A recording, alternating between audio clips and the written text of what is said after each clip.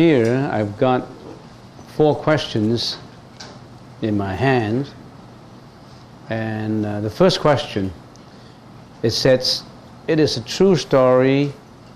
I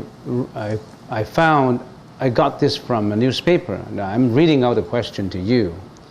There was a Buddhist monk who meditated his whole life, and he in turn emptied out all his emotions, it says. However, when he was young, his relationship with his mom was very close, and because of his meditation, he no longer feels anything for his mom. But he and his mom were very depressed, and thus the monk chose to see a psychiatrist. The psychiatrist was shocked that a monk would go and see her, but she agreed to help him. This is the part that shocked me. She did some research and wrote that meditation is beneficial, but also unbeneficial in that it can cause depression and distance yourself from your loved ones and thus hurting them. To answer these questions, what you are saying, or the information you got from the newspaper, is that the monk meditated for a long time and emptied out all his mind, and empty out all his emotions. Empty out, when you meditate, it does not mean that you meditate all the time and you were successful in arriving in the emptiness of all things when you are in meditation. But it does not mean that you empty out your compassion. It does not mean that you empty out your responsibility. It does not mean that you empty out your filial piety to your mom. You still have to render your compassion, your filial piety to your mom. When your mom is sick, you can't say, I'm not going to attach to my mom. I'm going to desert my mom. You call that meditation? Meditation is not to get rid of all your compassion and your kindness. The more you meditate, the more you have non-attachment, the more compassion you have, the more responsibility you have, the more feeling you have for sentient beings who's going to be hurt. You want to save them because you become a bodhisattva. It's just the opposite. So I don't know if you are, who is that monk who claimed himself to be a successful meditator and who at the same time deserted his mom and went to see a psychiatrist. It shocks not only you, it also shocked me. I don't know why. I don't know why such a monk would be doing that. If you're a good meditator, you would still, the Diamond Sutra says, no attachment, but you still should have that mind of compassion. As a matter of fact, when a monk and a nun, if they encounter someone or their friend who is sick and who is dying, if they desert them, they're going to break a precept. The precept in the precept manual says that you cannot forsake someone who's dying or who needs care. You really have to care for them. Not just your mom. You care not just for your own mom, for all sentient beings who are suffering. Not just so if he's your mom, the more you should care. Because other than compassion, you still have that filial piety that you should really be fulfilling. So I don't think that monk has become successful in his meditation if he keep on, forgetting about his mom and not fulfilling his filial piety towards his mom.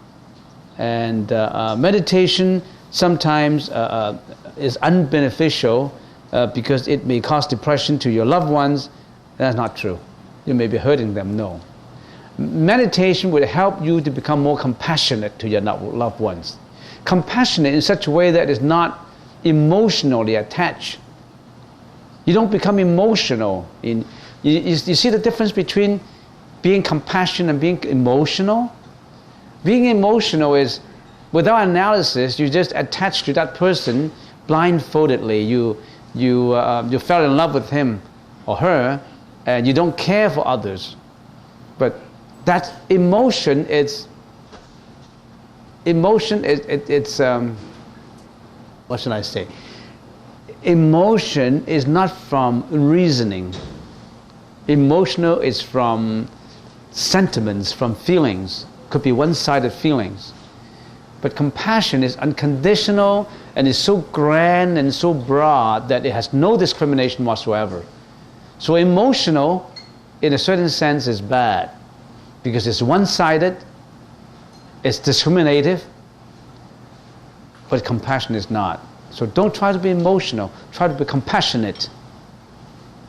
So I don't know whether you get that piece of information. It says this true story from a newspaper.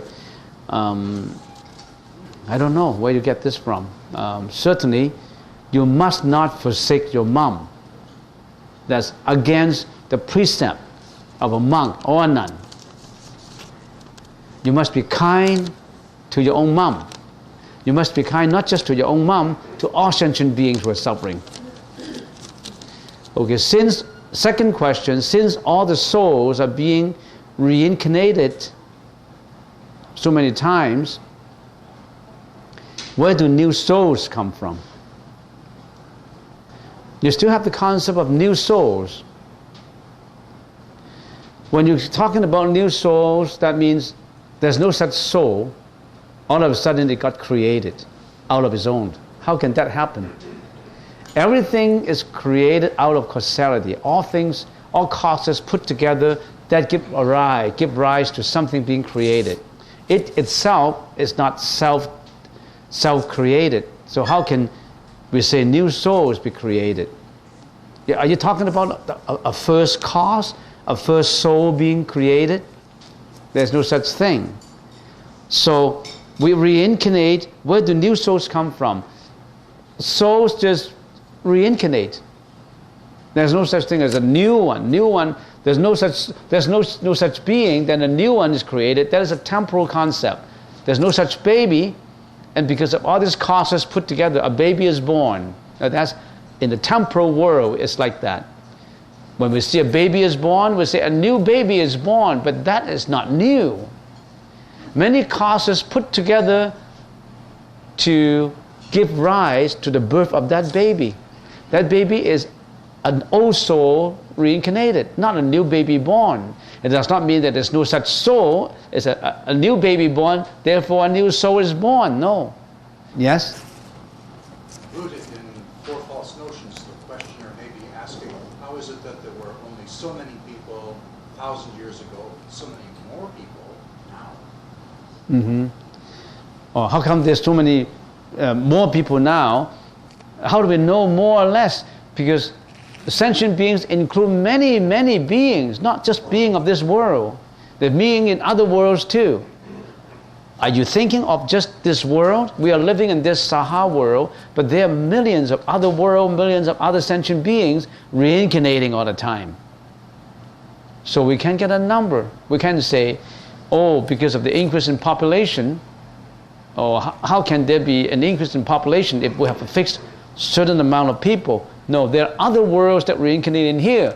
There's also when the devas, when beings in the heavens reincarnate, they come back to the Saha world, and sometimes we go to the heavens too. There are heavens. There's also the purgatory. There's also the hell victims. There's so many in the 6 paths of reincarnations. There's so many locations for sentient beings to habitate, to live together. So it's not that just a new number. We increase more and more in population. It's because sometimes it's a reduction in population because of wars. First World War, Second World War killed millions of people. Does that mean that the number reduced? They could reincarnate reincarnate as bacteria. as germs, as worms, as insects, and how can we identify? Not even science can identify the total number of living beings in this world. There's so many worms, germs, insects, they reincarnate too. And how do we know the number? And what's the point of knowing that number? And I remember there was many years ago, there was a group of people from the Christian church, about more than 100 of them. They come to my meditation class, and they keep on asking challenging questions. And one of them said, "What is the total number of living beings?" The total number of living beings. I say the total number of living beings is 260,000 billion trillions, and that's the number. So what that number means? And he say, "Can you prove that number?"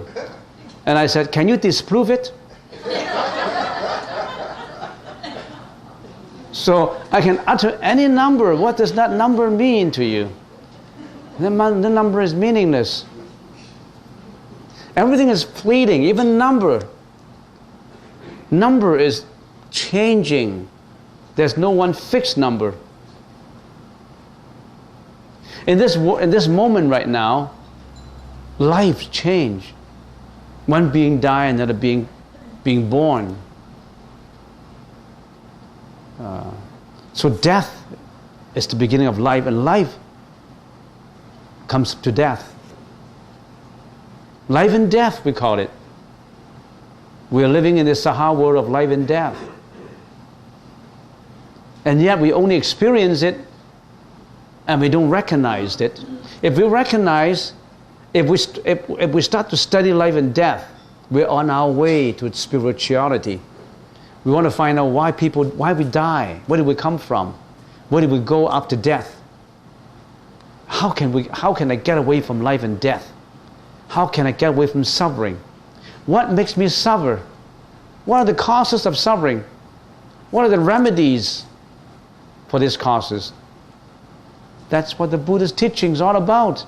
The Four Noble Truths. Suffering, causes of suffering, cessation of suffering, method to end suffering. The Four Noble Truths. The Buddha introduced in the Hinayana school, Theravada school, this very simple but very subtle, very deep, very profound meaning of life.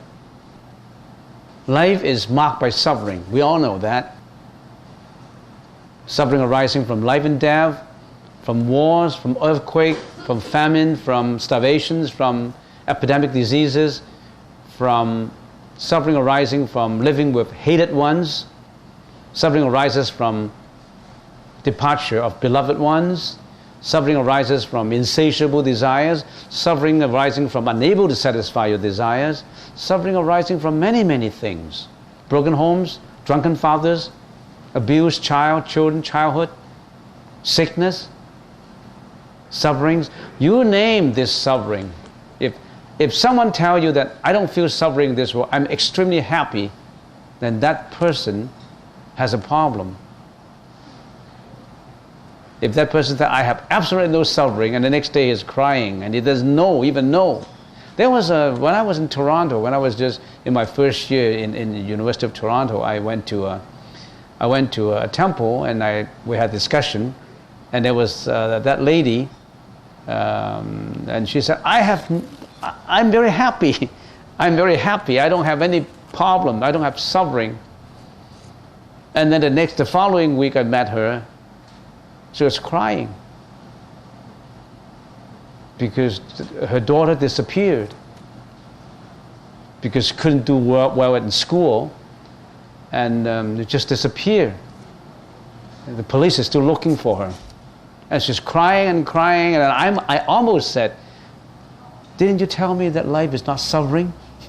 If I say that, you could have punched me in the face.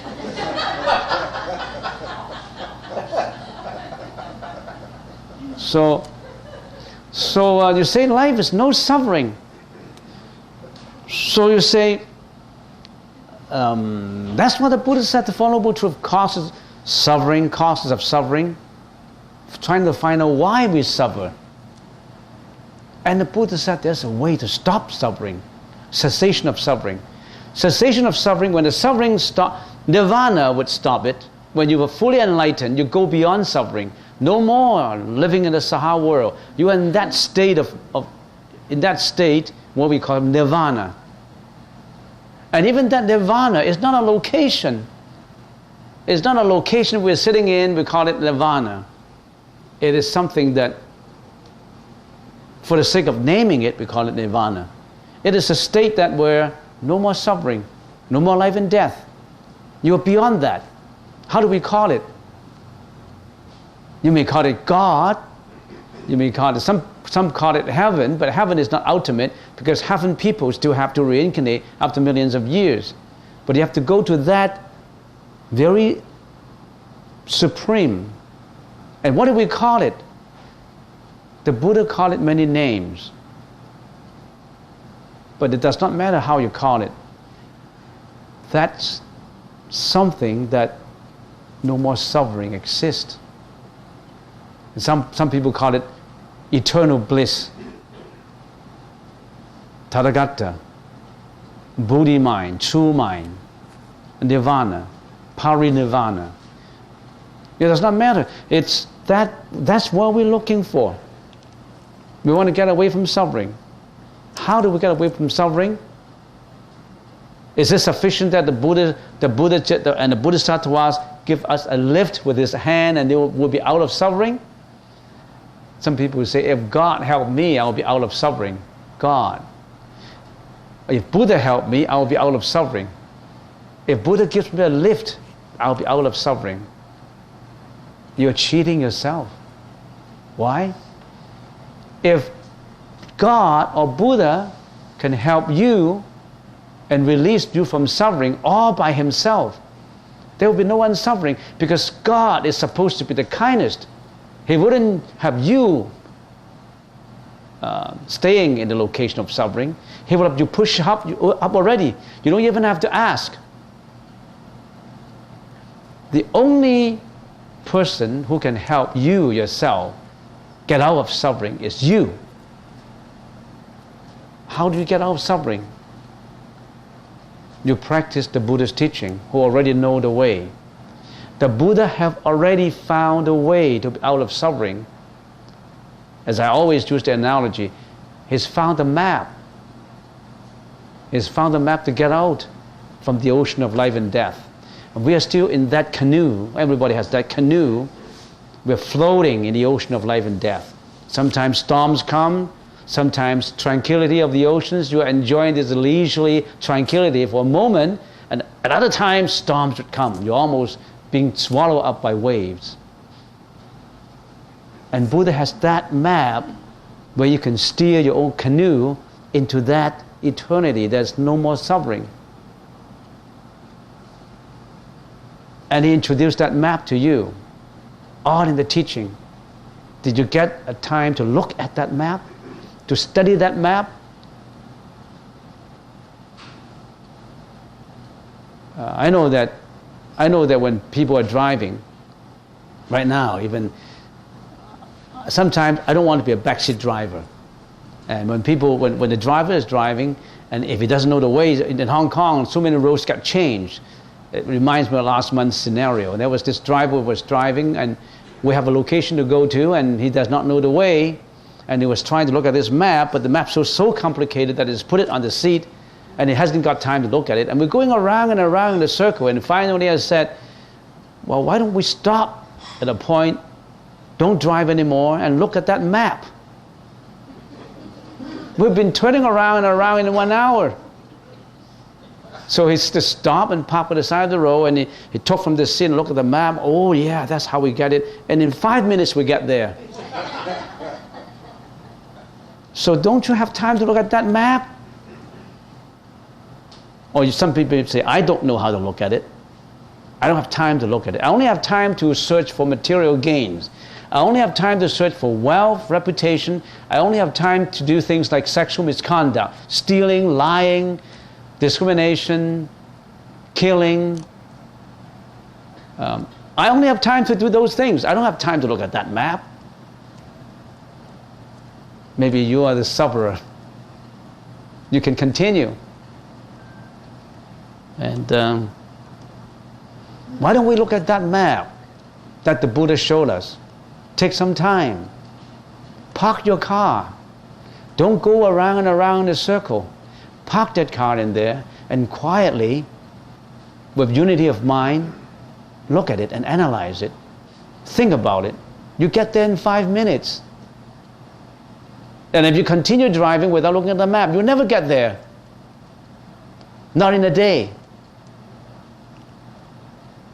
It sounds so simple, parking your car and look at the map, but to some people it's so complicated. They don't have the patience. So, I answered these questions already. So next question, if Buddhism is the study of the mind, then how can one be sure that in the process of analyzing the mind, we're not feeding its egoistic tendencies? We analyze the mind, but we also practice. When we practice, we're getting rid of ego. How can we build up egoistic tendencies? We are trying to get rid of our ego in the practice. And how do we get rid of this ego? Is it just by meditation?